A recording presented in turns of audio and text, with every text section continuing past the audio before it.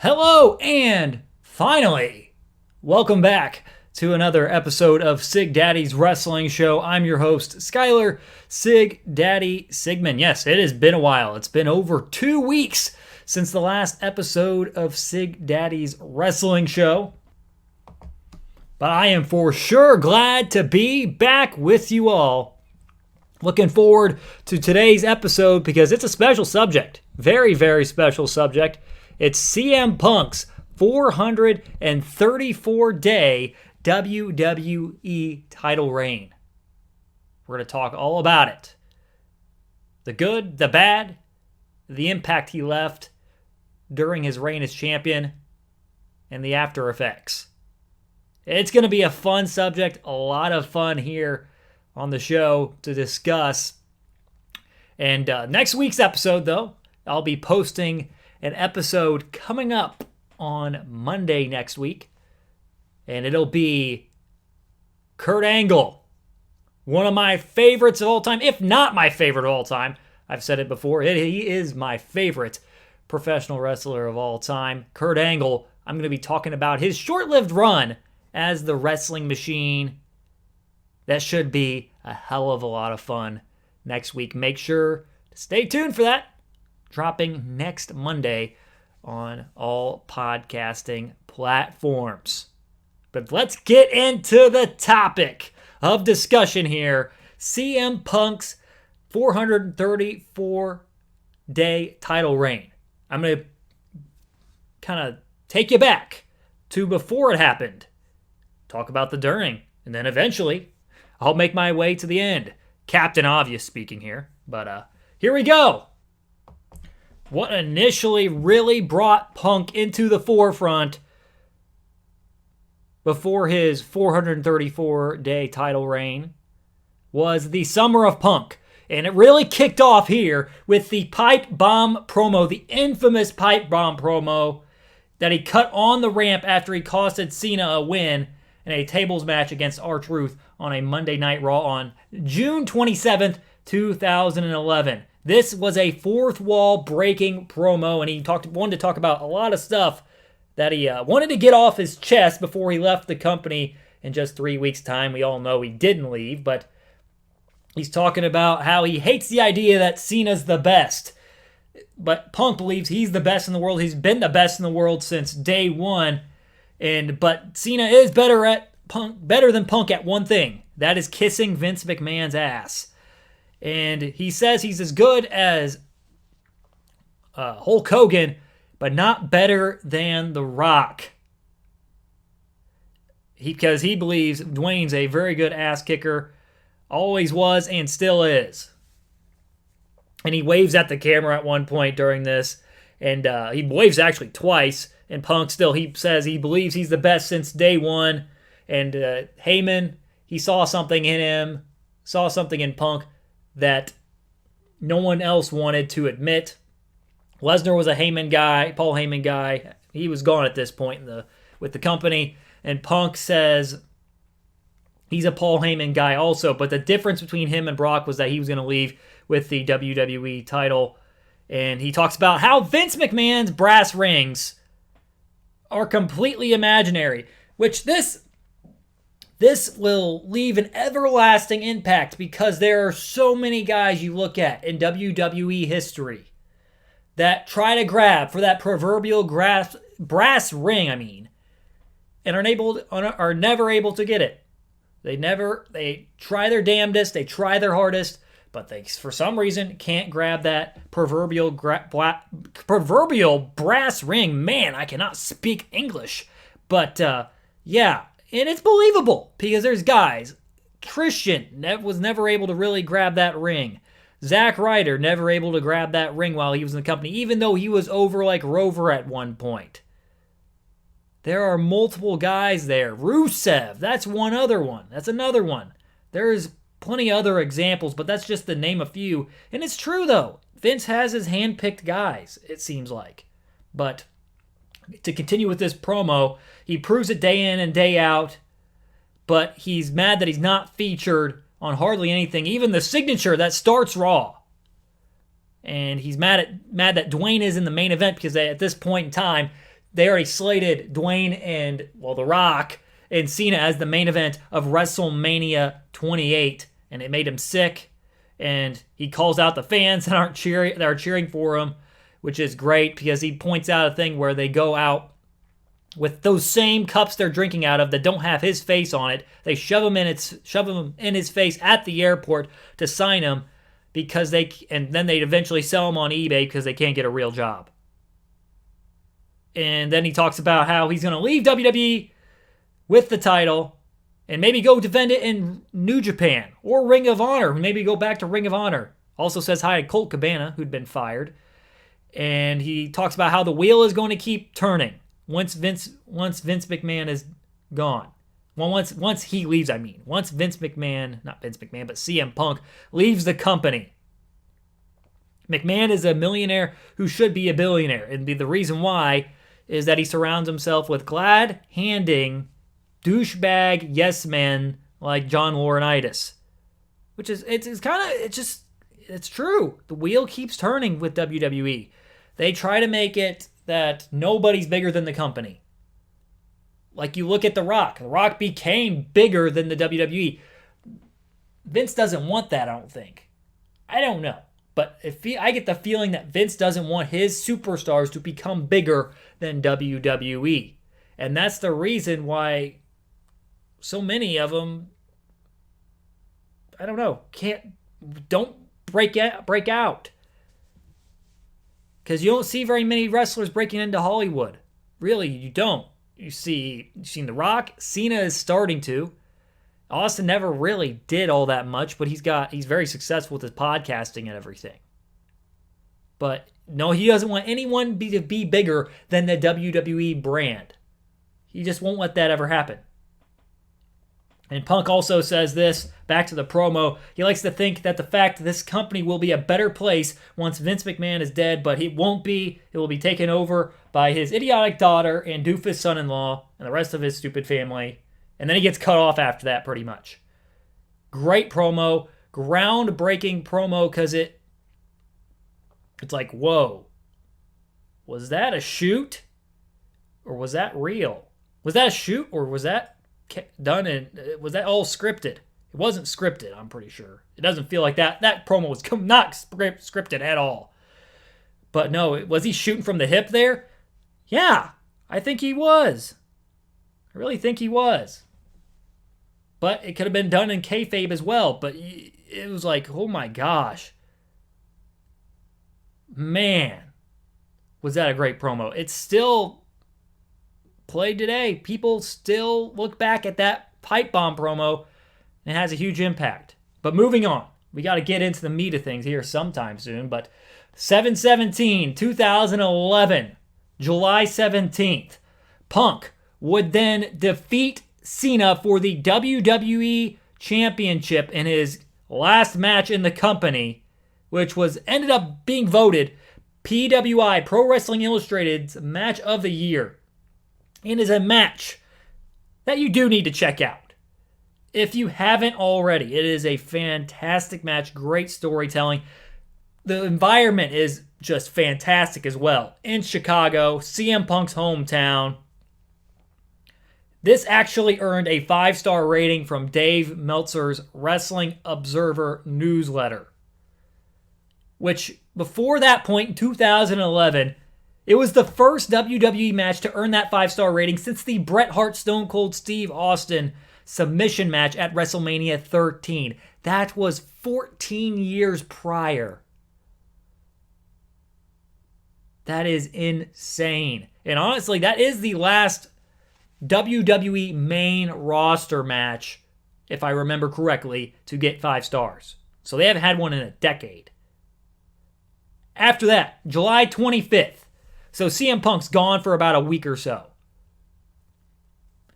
Cena would win the title after Rey Mysterio won it in a tournament earlier on in the night. Punk then returns, which in retrospect, why did you do it so early? But that's beyond the fact. Let's continue. August 11th, 2011, Punk would become the undisputed champion in a match at SummerSlam against Cena with Triple H as a special guest referee. Kevin Nash would show up and jackknife powerbomb Punk, which would then lead to the Money in the Bank winner, Alberto Del Rio, to cash in his Money in the Bank briefcase, winning it after hitting Punk with a running enziguri. Then on September 18th, 2011, Triple H and Punk would face off at Night of Champions. Triple H would win after hitting 2 pedigrees and would have help with a run-in from Kevin Nash and Awesome Truth. So it was a couple of run-ins from Nash and Awesome Truth during this match. Triple H gets the win after interference and 2 pedigrees. And then meanwhile, during this pay-per-view, but John Cena would win the WWE title from Alberto Del Rio. This is just a convoluted mess because you have Punk winning the title in July, then you have Cena winning the title, well, the interim title really, and then we have the Undisputed title at SummerSlam, and then you have Del Rio win it there as well from Punk. This is just a hot mess and a thing of hot potato. And I've just never bought Alberto Del Rio. Never really have. But moving on. Here we go. So in October 2nd, 2011, Del Rio would retain in a triple threat match. Actually, not retain. Del Rio would win the title in a triple threat match against Punk and Cena. Miz and Truth would get involved in that one as well, leading to a frantic finish where Alberto Del Rio escapes with the WWE Championship. On October 23rd, that was on October 2nd, 2011. On October 23rd, 2011, Punk and Triple H would team up and lose to Awesome Truth at Vengeance. Del Rio, meanwhile, would retain the WWE title in a last man standing match against John Cena. Then, the upcoming pay-per-view Survivor Series 2011 would mark the start of CM Punk's historic 434-day WWE title reign. November 20th, 2011, special day. My birthday, by the way. That would have been my 16th birthday. Punk would, in that pay-per-view, force Del Rio. Before the pay-per-view, Punk would force Del Rio to give Punk a match at Survivor Series for the WWE Championship by applying the Anaconda Vice to Del Rio. He would not agree. He would not let go of it until Del Rio would agree to the match.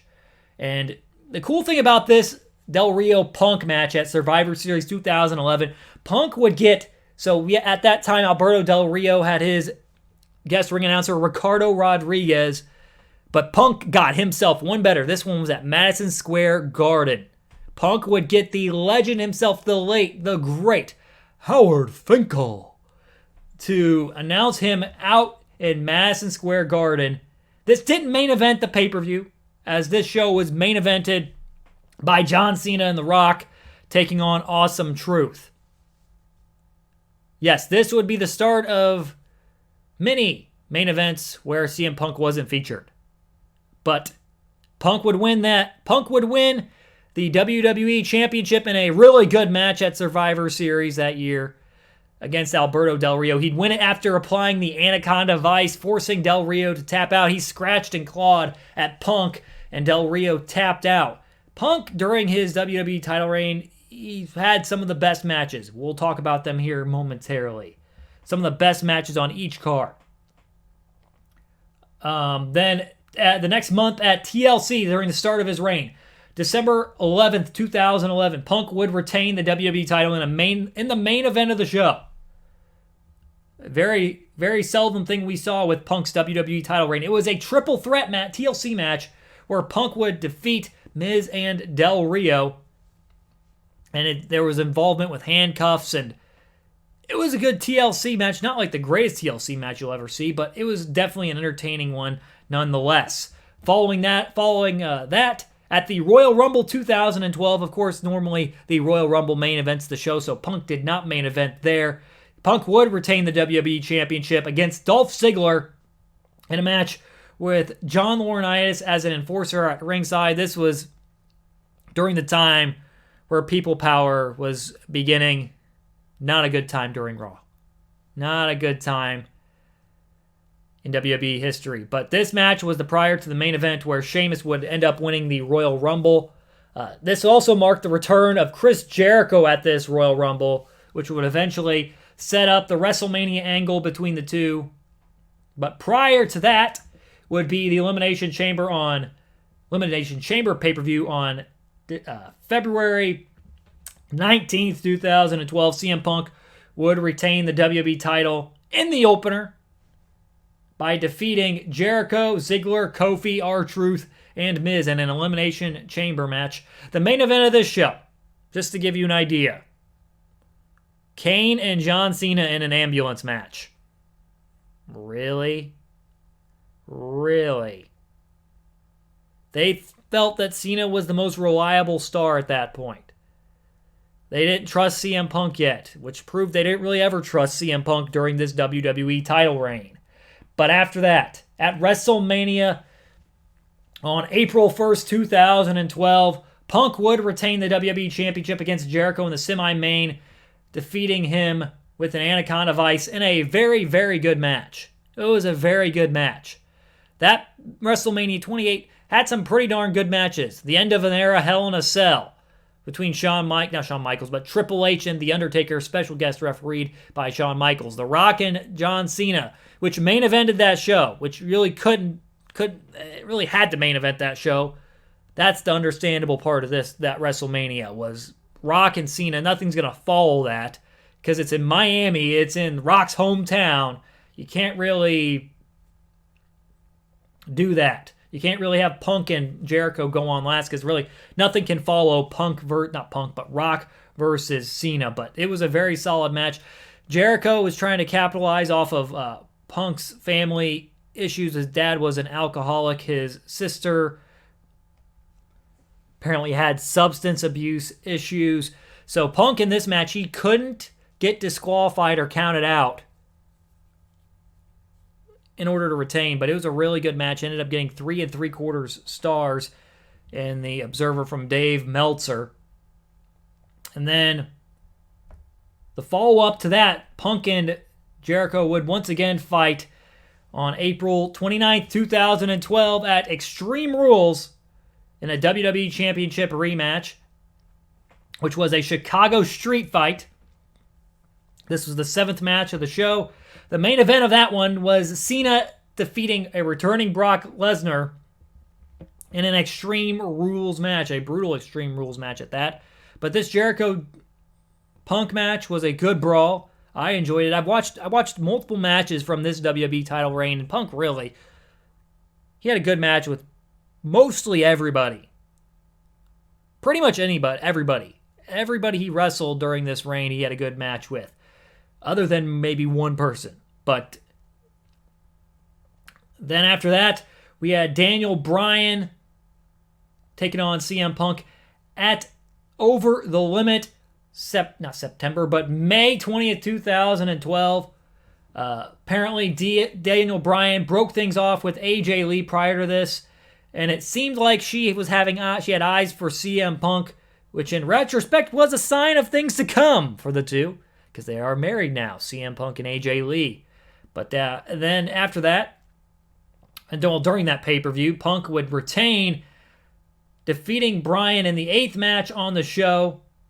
A very good match that received 4.5 stars in the Observer. The finish of the match came after Daniel Bryan applied the Yes Lock, or the LaBelle Lock at the time. Maybe it was the Yes Lock, I don't know. But Punk would roll him up and then tap out after he got the pin on Daniel Bryan. Very good match as well. But that didn't main event the show. The main event of that show was John Laurinaitis versus John Cena in a no DQ, no countout match that earned a dud rating. And John Laurinaitis ended up winning that match after getting help from the Big Show. Why? You have two of the best wrestlers in the world at this point. Two of the best, CM Punk and Daniel Bryan, and you do not place them in the main event. You put John Laurinaitis in the main event. My gosh, why? Why?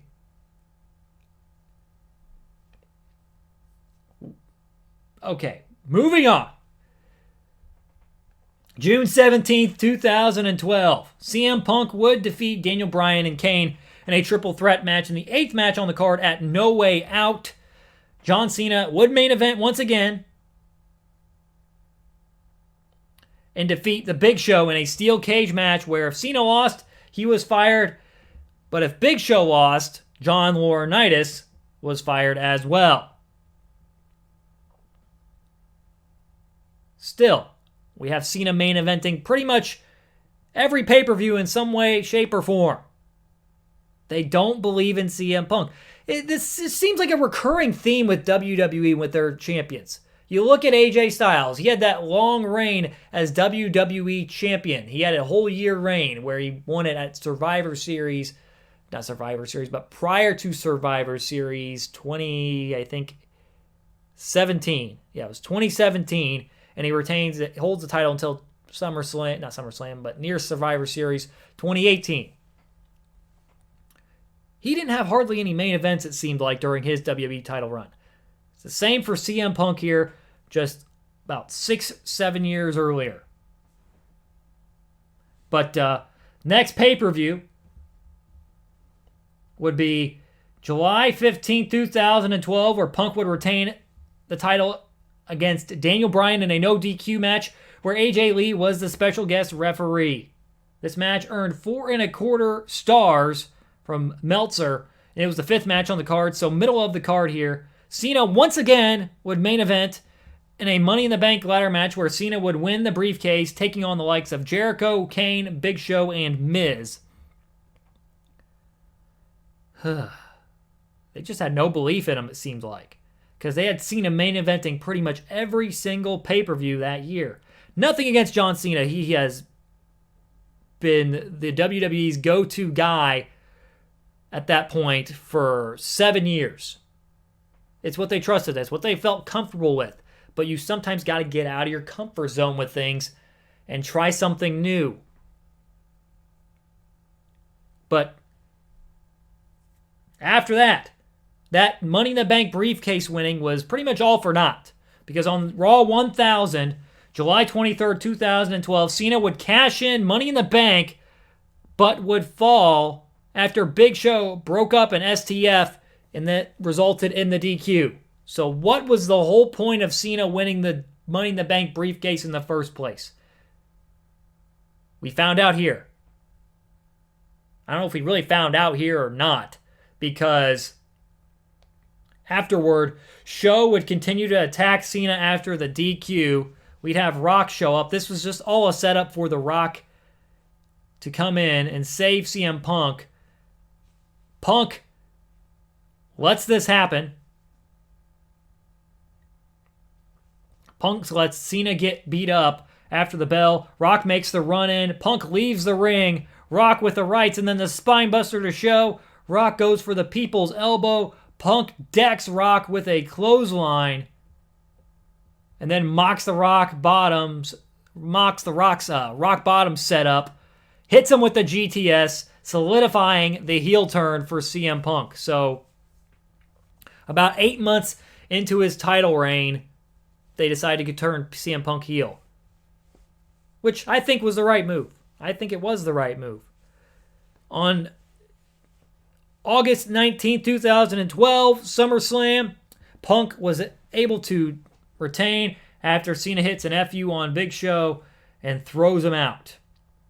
This was the 7th match on the card. Main event here was Brock Lesnar versus Triple H. Even though Cena wasn't even in the main event, Punk was still not able to be in the main event of the show. It had to be Brock versus Triple H because those are the big names. After that, September 3rd, 2012, during a Falls Count Anywhere match between Del Rio and Cena, Punk kicks Cena from behind after Cena hits an FU on Del Rio on an equipment case. Helping Del Rio get the win. Punk then hits a GTS on a car, dropping Cena on the hood. But then this is a big part of CM Punk's reign. This is a game changer in CM Punk's reign. He then gets into a vehicle after he hits a GTS on Cena, dropping him on the car. He gets in the vehicle with none other than Paul Heyman, who drives them away. Paul Heyman becomes CM Punk's manager for the rest of his WWE title reign. On September 16, 2012, Punk and Cena would continue their feud through Night of Champions. Punk and Cena would main event the show and would go on to a draw after a double pin. Finishing sequence, which I thought was pretty good, would be Punk hitting a rock bottom on Cena. Cena would then kick out. John would hit an AA or FU as I like to call it. Punk would kick out of that. Cena then sets up on the second rope and hits him with a second rope German, but both men's shoulders are counted down for the 3 count. This got 4.25 stars from Meltzer after going almost 27 minutes in the main event of Night of Champions. The only way Punk seemed like he main evented shows was if Cena was involved. Or Cena or another big name was involved. That's the only time it seemed like Punk would main event. But then on October 28th, 2012, Punk would then feud with up-and-comer Ryback, who had been squashing fools left and right and was undefeated at this point in time, if I remember correct. And this was at Hell in a Cell 2012. And this is arguably the worst Hell in a Cell match in WWE history. Because Ryback was closing in on winning the title. He went for shell shock. Brad Maddox, that crooked official, stops him, low blows him, and Punk would retain after Punk rolled Ryback up, and Brad Maddox would do a fast count on Ryback. This was actually the main event of Hell in a Cell 2012. Unbelievable. That's weird. I say that it only seems like him with Cena, but we have him with Ryback here. So why not him with Daniel Bryan? Why not him with Chris Jericho? It's beyond me. And also at this point, it could have been argued that Ryback should have won the title at this point because Ryback was pretty hot. But history shown, Punk did not really like Ryback, didn't think he was a very safe worker. And, Ryback would not win it here.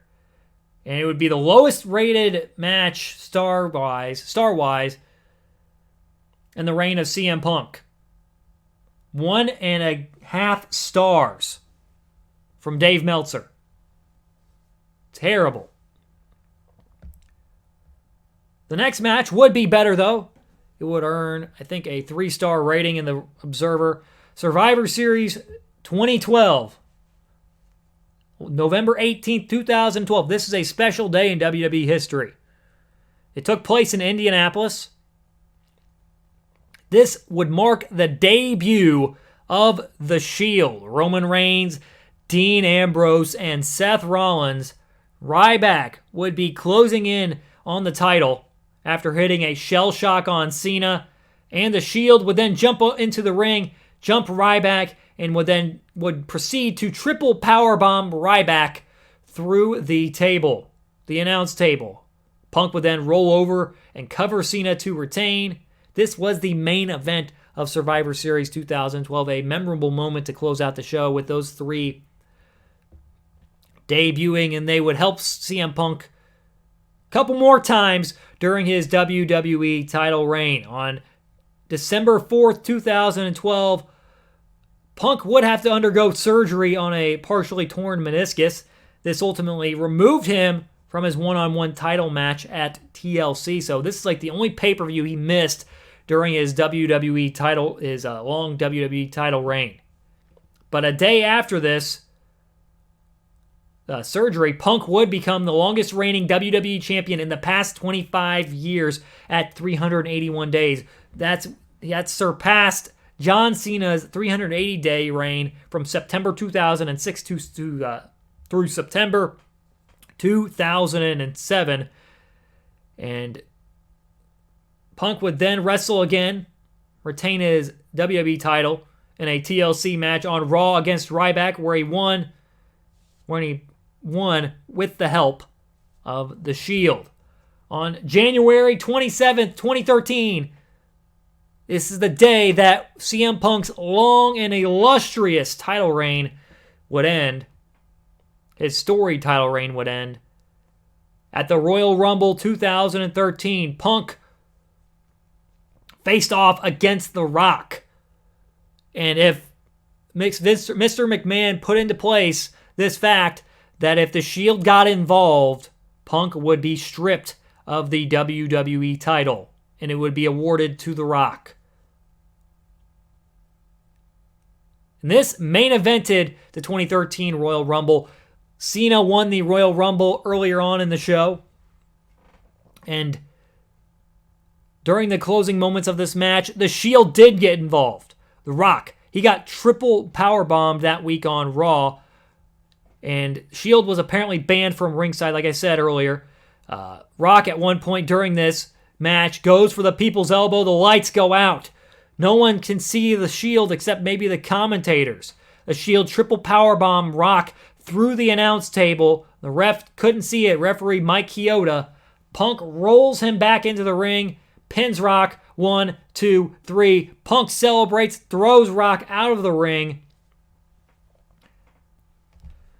And Vince McMahon comes out to strip Punk of the title. And Rock says, no, no, no, no. We don't end things like that. I will end them. We restart the match now. Rock wants to win it right. Rock wants to win it on his own merit. Vince obliges. Punk jumps him. As soon as the bell rings, big knee in the corner, followed by the Bulldog. Top rope elbow for a close near fall for Punk. Punk goes for the GTS. Rock fights out. Sends Punk into the ropes. Spine buster followed by a people's elbow. 1, 2, 3. Big pop for The Rock's WWE title win.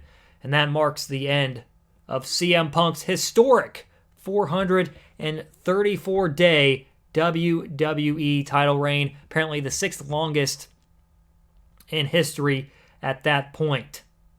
That's according to Michael Cole, who said that on commentary during that match. But yeah, that would mark the end of CM Punk's WWE title reign, and it was sad to see.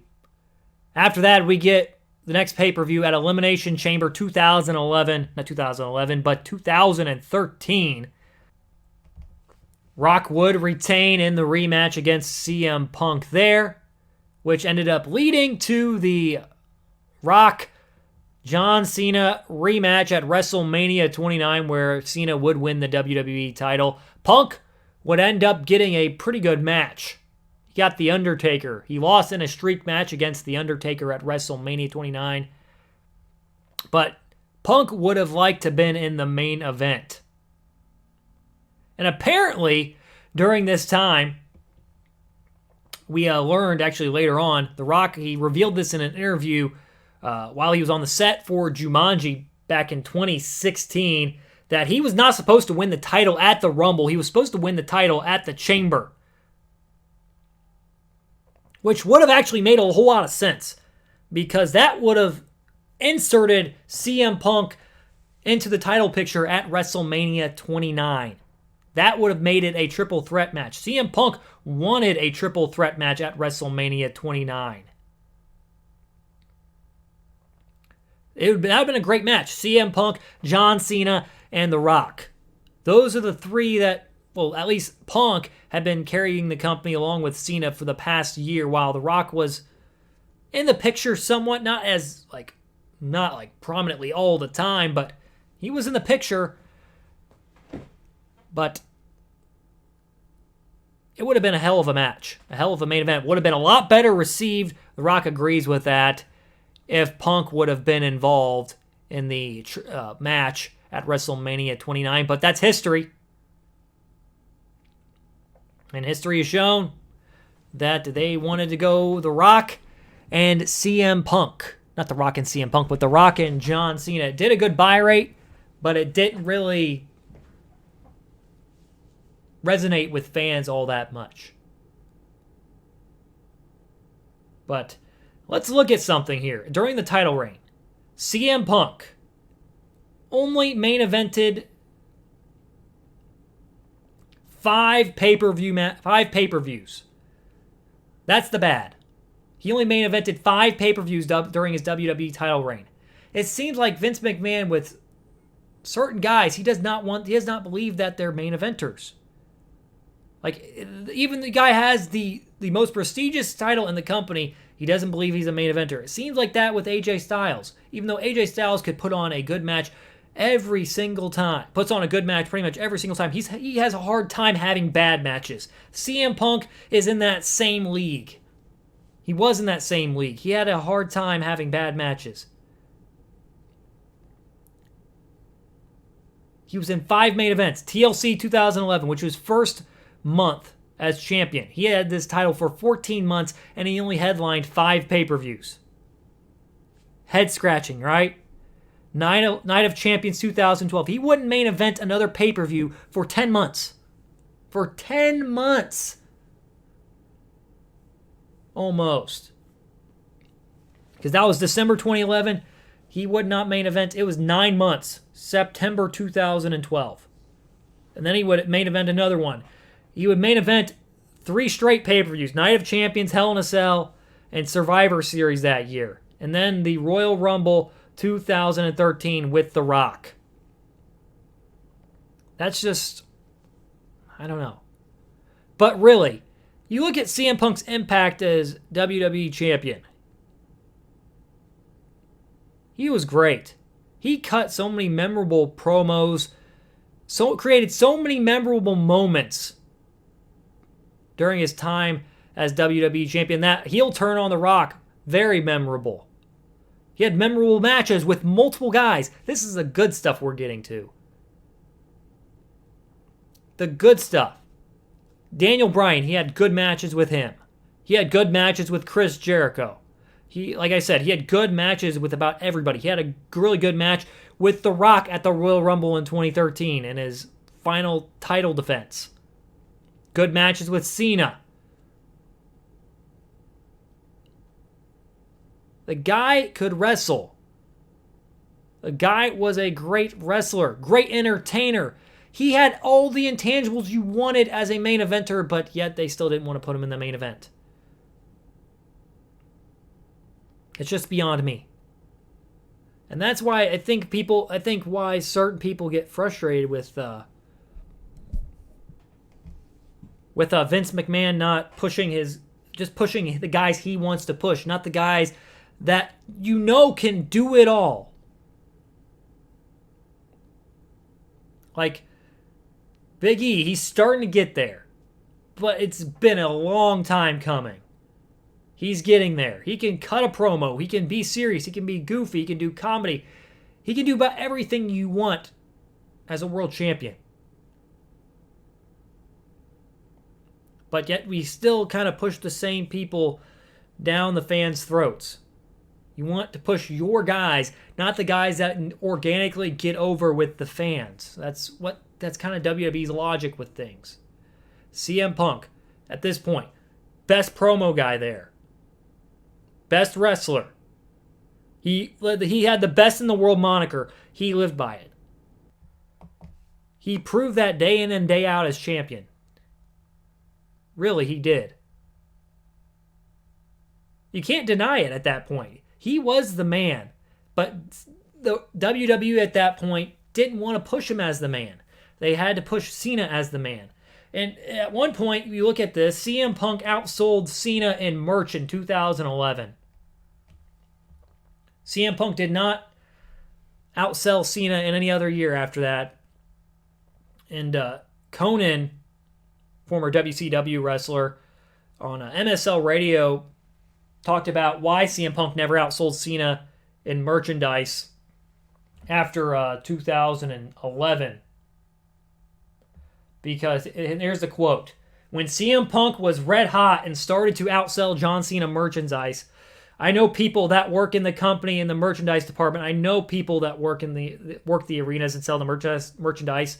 And I can tell you exactly what WWE did. As soon as John Cena started getting outsold by CM Punk, they made 3 additional John Cena designs.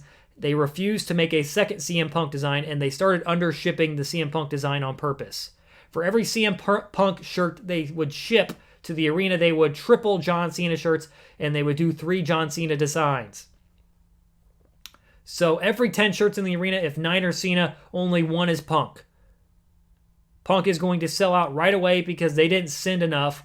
And at the end of the night, they're going, oh, John Cena quadrupled Punk's merchandise. Of course he did. Because you purposely created a situation where it would be impossible for Punk to outsell Cena. That's probably true. Because I feel like that happened with Rusev because all the shirts always sold out. And that might have happened during Rusev's time in WWE.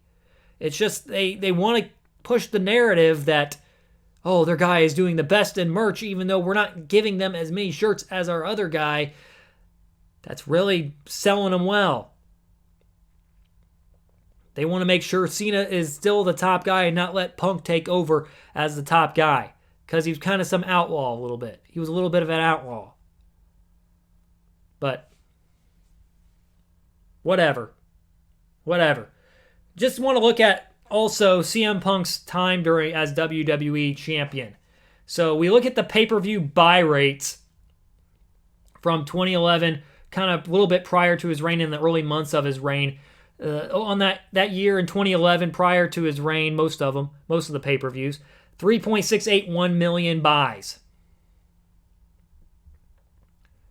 Then the buy rates with Punk as champion in the 2012 calendar year, 3.783 million. And you got to look at it from this standpoint. Punk did not get promoted like a main eventer. You look at that.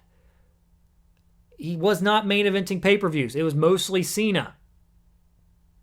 So still, WWE they were afraid. They didn't want to try something new. The guy was organically over with the fans. You got to take those buy rates with a grain of salt because Punk was the man. He was the man, but Cena, they wanted to push the narrative that Cena was the man, not Punk at this point. But Punk had a hell of a title reign, 434 days. It's nothing to be ashamed of. He was an active champion, unlike some champions we've seen today, like Brock and Goldberg and others. They're not as active as these champions that were there day in and day out, working and defending their championships. No disrespect to Brock or Goldberg because they are legends in their own right. But, yep. That will conclude this episode on CM Punk's 434-day WWE title reign. What did you think of the WWE title reign of CM Punk? Let me know on Twitter at SigDaddyWrestle. You can also find me on Instagram at sigdaddy.wrestle and on Facebook at SigDaddyWrestle. Also, make sure to follow the podcast on Spotify, Apple Podcasts, Podbean, the iHeartRadio app, and also on Amazon Music or wherever you get your podcasts. Make sure to tune in next week. Once again, it'll be a fun episode looking back on Kurt Angle's run as the Wrestling Machine from August 2005 approximately to his departure later on in 2006, around August or so.